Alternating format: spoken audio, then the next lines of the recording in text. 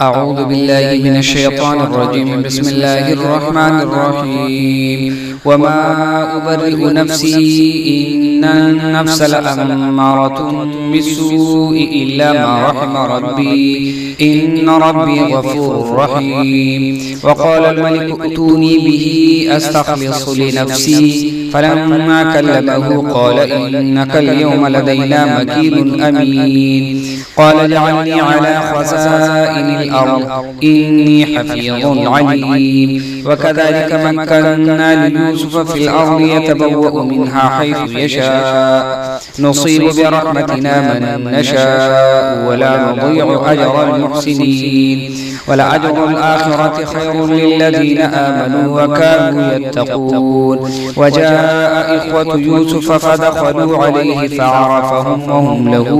منكرون. ولما جهزهم بجهازهم قال ائتوني بأخ لكم من أبيكم ألا ترون أني أوفي الكيل وأنا خير المنزلين. فإن لم تأتوني به فلا كيل لكم عندي ولا تقربون. قالوا سنراود عنه أباه وإنا لفاعلون. وقال لفتيانه جعلوا بضاعتهم في رحالهم لعلهم يعرفونها إذا انقلبوا إلى أهلهم لعلهم يرجعون. فلما رجعوا إلى أبيهم قالوا يا أبانا منع منا الكيل فأرسل معنا أخانا نكتل وإنا له لحافظون.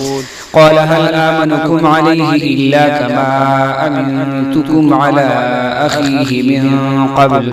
فالله خير حافظا وهو أرحم الراحمين. ولما فتحوا متاعهم وجدوا بضاعتهم ردت إليهم قالوا يا أبانا ما نبغي هذه بضاعتنا ردت إلينا ونمير أهلنا ونحفظ أخانا ونزداد كيل بعير ذلك كيل يسير.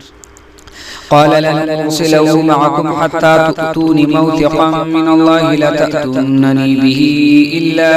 أن يحاط بكم. فلما أتوه موثقهم قال الله على ما نقول وكيل. وقال يا بني لا تدخلوا من باب واحد وادخلوا من أبواب متفرقة وما أغني عنكم من الله من شيء إن الحكم إلا لله عليه توكلت وهو عليه فليتوكل المتوكلون. ولما دخلوا من حيث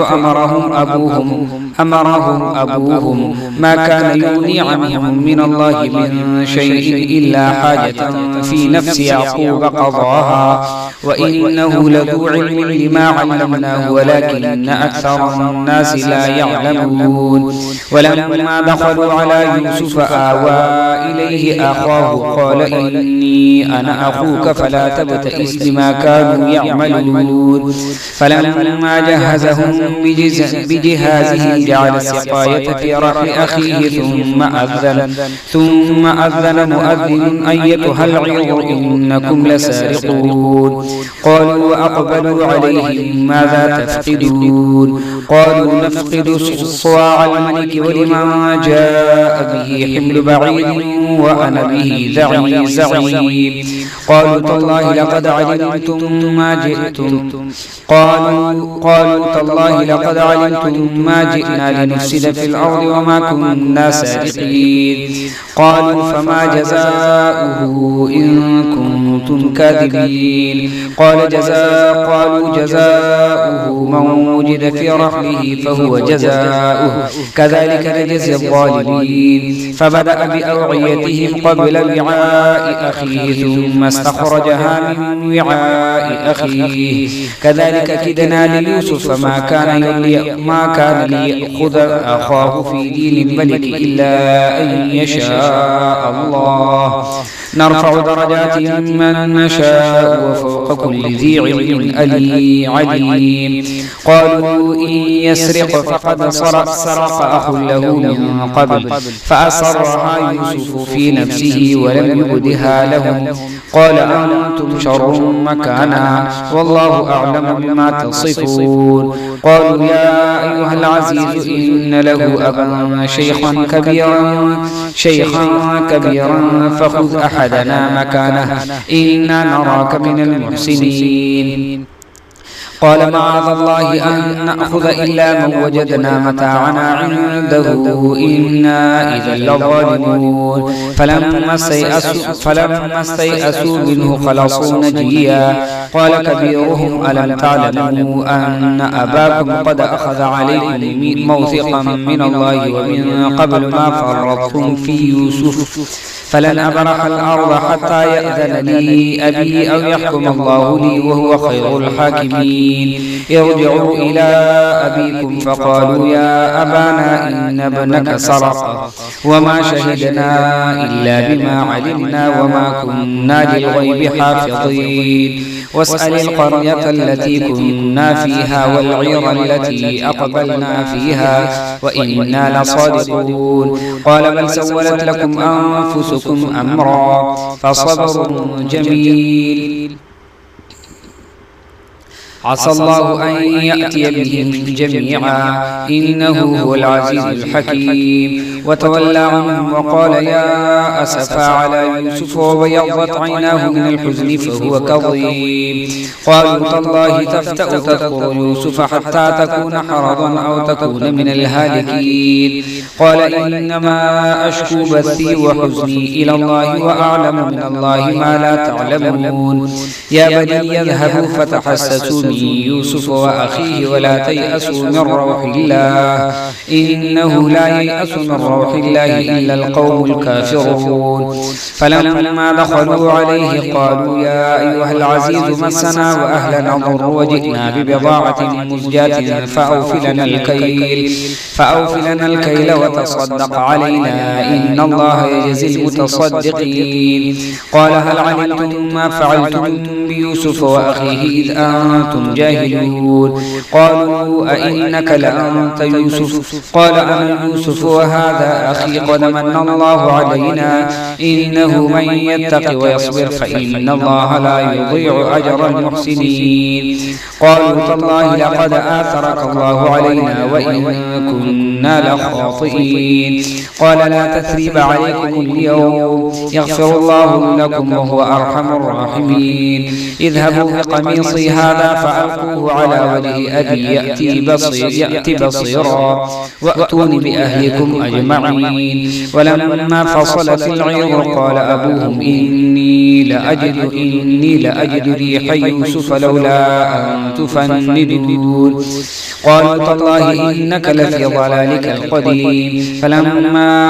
أن جاء البشير ألقاه على وجهه فارتد بصيرا قال ألم أقل لكم إني أعلم من الله ما لا تعلمون. قالوا يا أبانا استغفر لنا ذنوبنا إنا كنا خاطئين. قال سوف أستغفر لكم ربي إنه هو الغفور الرحيم. فلما دخلوا على يوسف آوى إليه أبويه وقال ادخلوا مصر إن شاء الله آمنين. ورفع أبويه على العرش وخروا له سجدا وقال يا أبت هذا تأويل رؤياي من قبل قد جعلها ربي حقا وقد أحسن بي إذ أخرجني من السجن وجاء بكم من البدو من بعد أن نزغ الشيطان بيني وبين إخوتي إن ربي لطيف لما يشاء إنه هو العزيز الحكيم. رب قد آتيتني من الملك وعلمتني من تأويل الأحاديث فاطر السماوات والأرض أنت ولي في الدنيا والآخرة توفني مسلما وألحقني بالصالحين. ذلك من أنباء الغيب نوحيه إليك وما كنت لديهم إذ أجمعوا أمرهم وهم يمكرون. وما أكثر الناس ولو حرصت بمؤمنين وما تسألهم عليه من أجر إن هو إلا ذكر للعالمين. وكأي من آية في الأرض في السماوات والأرض يمرون عليها وهم عنها معرضون وما يؤمن أكثرهم بالله إلا وهم مشركون. أفأمنوا أن تأتيهم غاشية من عذاب الله أو تأتيهم الساعة بغتة وهم لا يشعرون. قل هذه سبيلي أدعو إلى الله على بصيرة أنا ومن اتبعني وسبحان الله وما أنا من المشركين. وما أرسلنا من قبلك إلا رجالا نوحي إليهم من أهل القرى أفلم يسيروا في الأرض فينظروا كيف كان عاقبة الذين من قبلهم ولدار الآخرة خير للذين اتقوا أفلا تعقلون. حتى إذا استيأس الرسل وظنوا أنهم قد كذبوا جاءهم نصرنا فنجي من نشاء ولا يرد بأسنا عن القوم المجرمين. لقد كان في قصصهم عبرة لأولي الألباب ما كان حديثا يفترى ولكن تصديق الذي بين يديه وتفصيل كل شيء وهدى ورحمة لقوم يؤمنون. بسم الله الرحمن الرحيم ألف لام ميم را تلك آيات الكتاب والذي أنزل إليك من ربك الحق ولكن أكثر الناس لا يؤمنون. الله الذي رفع السماوات بغير عمل ترونها ثم استوى على العرش وسخر الشمس والقمر كل يجري لأجل مسمى يدبر الأمر يفصل الآيات لعلكم بلقاء ربكم توقنون. وهو الذي مد الأرض وجعل فيها رواسي وأنهارا ومن كل الثمرات جعل فيها زوجين اثنين يغشي الليل النهار إن في ذلك لآيات لقوم يتفكرون. وفي الأرض قطع متجاورات وجنات من أعناب وزرع ونخيل صنوان وغير صنوان يسقى بماء واحد ونفضل بعضها على بعض في الأكل إن في ذلك لآيات لقوم يعقلون. وإن تعجب فعجب قولهم أئذا كنا ترابا أئنا لفي خلق جديد أولئك الذين كفروا بربهم وأولئك الأغلال في أعناقهم وأولئك أصحاب النار هم فيها خالدون. ويستعجلونك بالسيئة قبل الحسنة وقد خلت من قبلهم المثلات وإن ربك لذو مغفرة للناس على ظلمهم وإن ربك لشديد العقاب. ويقول الذين كفروا لولا أنزل عليه آية من ربه إنما أنت منذر ولكل قوم هاد الله يعلم ما تحمل كل أنثى وما تغيض الأرحام وما تزداد وكل شيء عنده بمقدار. عالم الغيب والشهادة الكبير المتعال سواء منكم من أسر القول ومن جهر به ومن هو مستخف بالليل وسارب بالنهار له معقبات من بين يديه ومن خلفه يحفظونه من أمر الله إن الله لا يغير ما بقوم حتى يغيروا ما بأنفسهم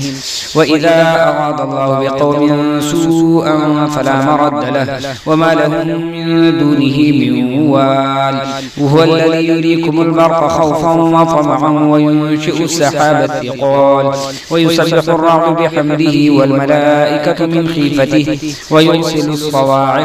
ويرسل الصواعق فيصيب بها من يشاء وهم يجادلون في الله وهو شديد المحال. له دعوة الحق والذين يدعون من دونه لا يستجيبون لهم بشيء إلا كباسط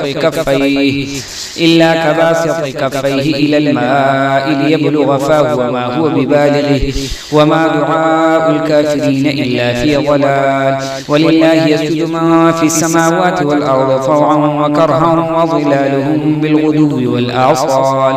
قل من رب السماوات والأرض قل الله قل أفاتخذتم من دونه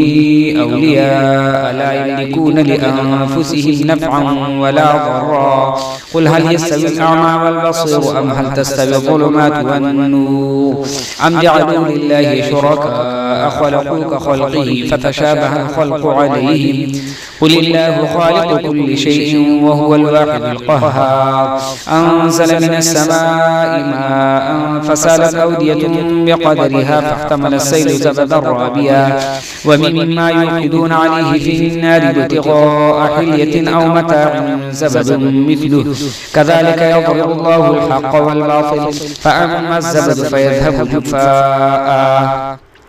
وأما ما ينفع الناس فينبت في الأرض كذلك يضرب الله الأمثال للذين استجابوا لربهم الحسنى والذين لم يستجيبوا له لو أن لهم ما في الأرض جميعا ومثله معه لافتدوا به وأسروا أولئك لهم سوء الحساب ومأواهم جهنم وبئس المهاد أفمن يعلم أن ما أنزل إليك من ربك الحق كمن هو أعمى إنما يتذكر أولو الألباب الذين يوفون بعهد الله ولا ينقضون الميثاق والذين يصلون ما أمر الله به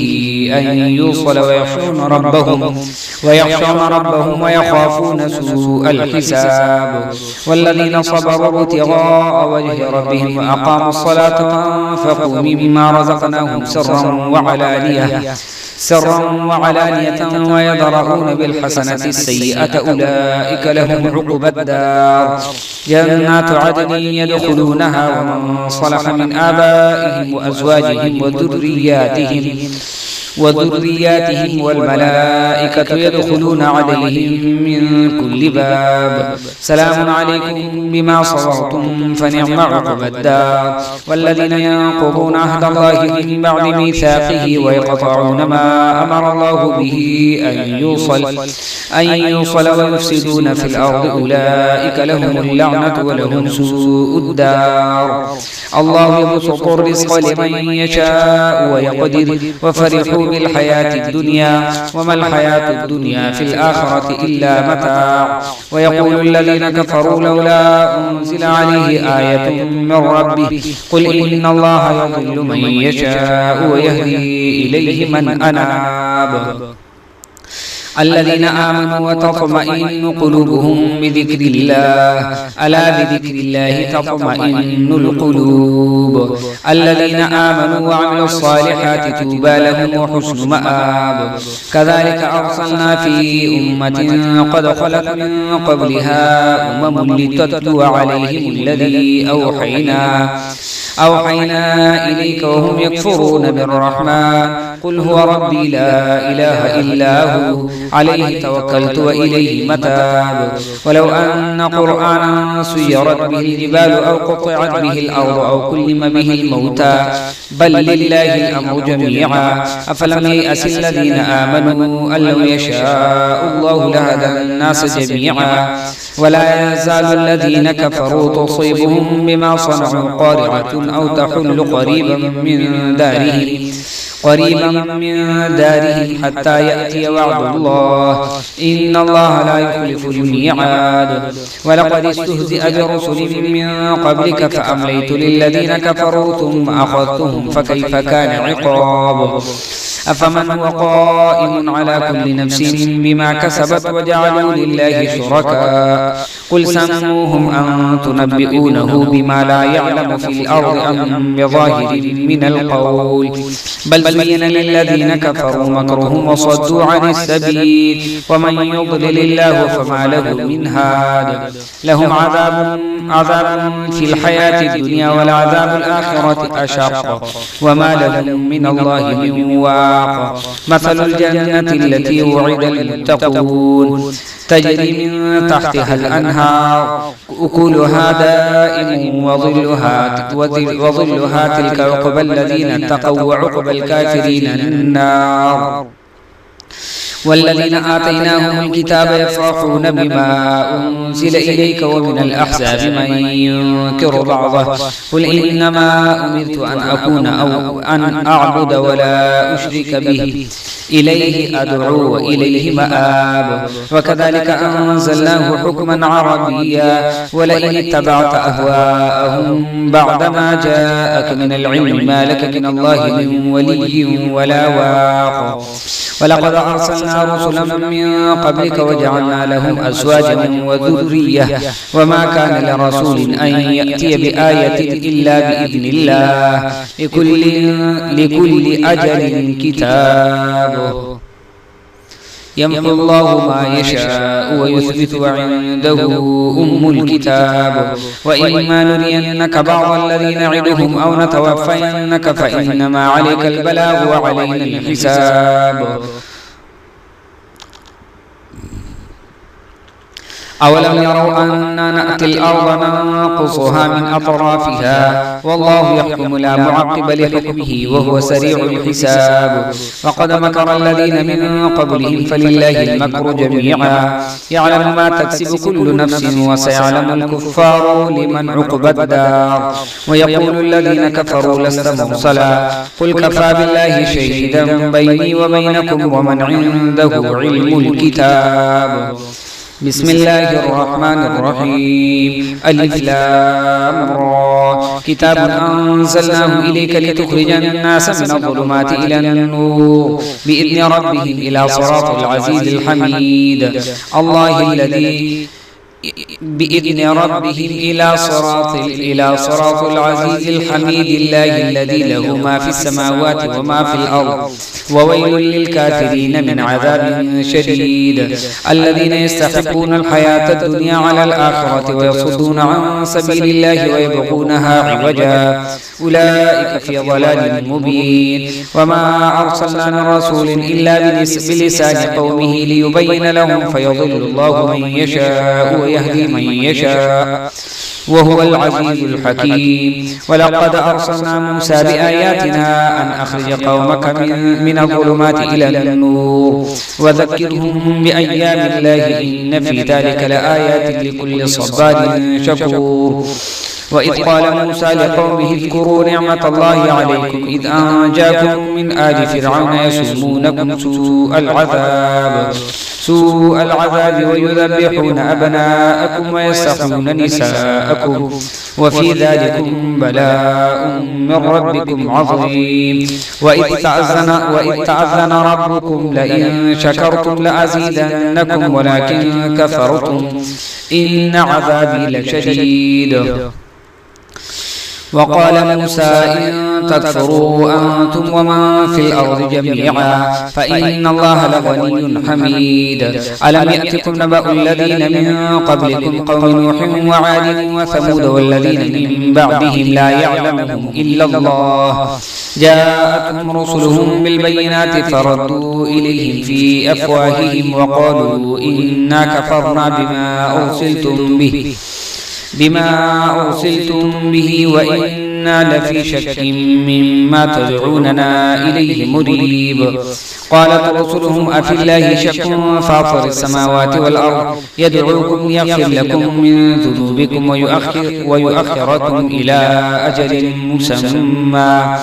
قالوا إن أنتم إلا بشر مثلنا تريدون أن تصدونا عما كان يعبد آباؤنا فأتونا بسلطان مبين قالت لهم رسلهم إن نحن إلا بشر مثلكم ولكن الله يمن على من يشاء من عباده وما كان لنا أن نأتيكم بسلطان إلا بإذن الله وعلى الله فليتوكل المؤمنون وما لنا ألا نتوكل على الله وقد هدانا سبلنا ولنصبرن على ما آذيتمونا وعلى الله فليتوكل المتوكلون وقال الذين كفروا لرسلهم لنخرجنكم من أرضنا أو لتعودن في ملتنا فأوحى إليهم ربهم لنهلكن الظالمين ولنسكننكم الأرض من بعدهم ذلك لمن خاف مقامي وخاف وعيد واستفتحوا وخاب كل جبار عنيد من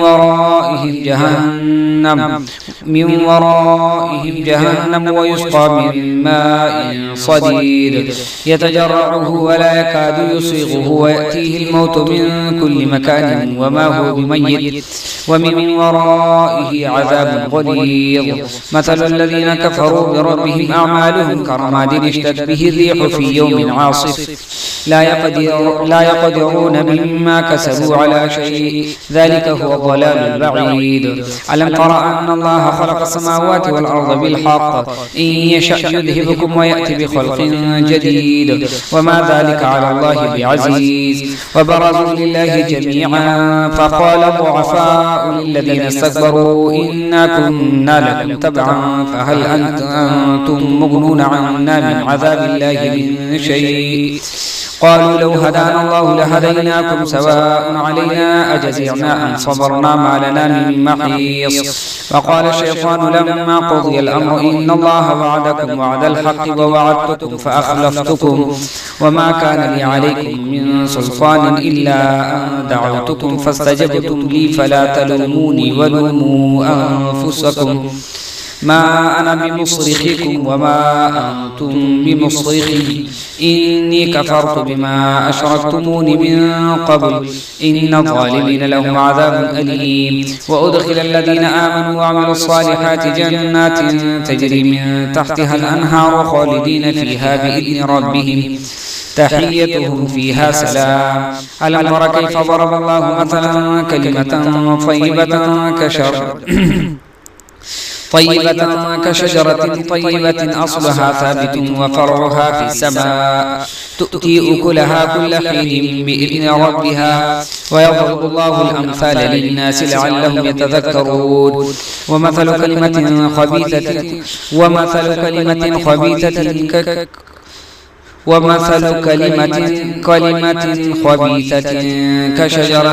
كشجرة خبيثة اجتثت من فوق الأرض ما لها من قرار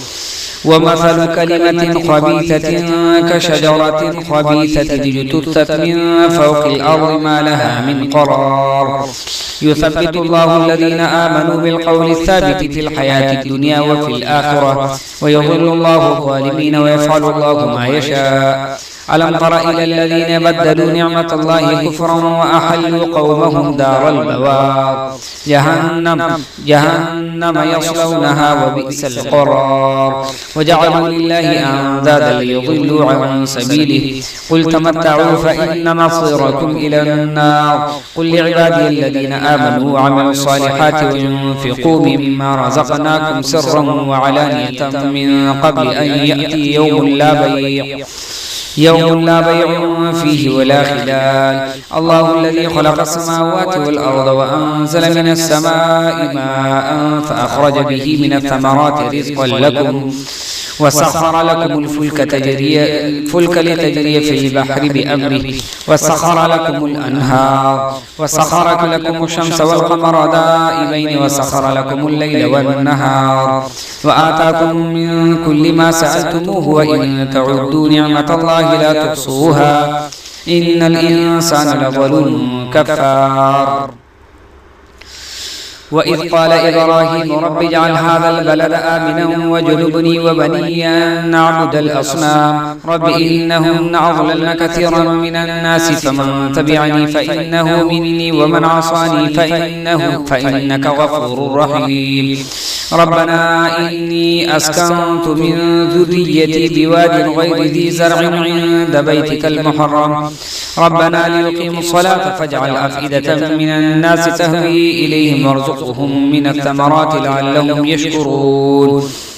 ربنا إنك تعلم ما نخفي وما نعلن وما يخفى على الله من شيء في الأرض ولا في السماء الحمد لله الذي وهب لي على الكبر إسماعيل وإسحاق إن ربك لسميع الدعاء رب اجعلني مقيم الصلاة ومن ذريتي ربنا وتقبل دعاء ربنا اغفر لي ولوالدي وللمؤمنين يوم يقوم الحساب ولا تحسبن الله غافلا عما يعمل الظالمون إنما يؤخرهم ليوم تشخص فيه الأبصار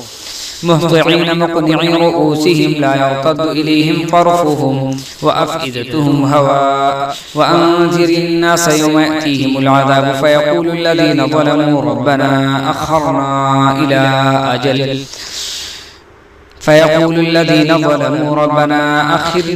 إلى أجل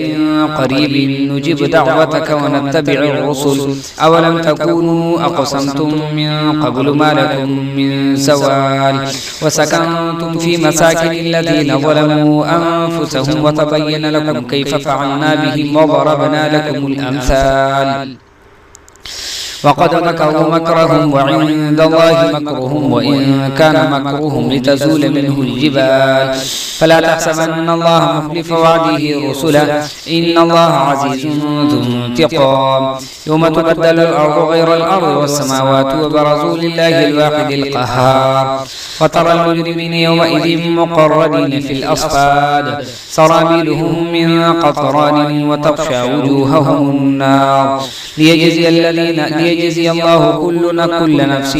ما كسبت إن الله سريع الحساب هذا بلاغ للناس ولينذروا به وليعلموا أنما إله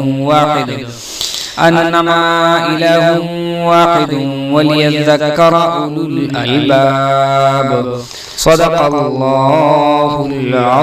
العظيم.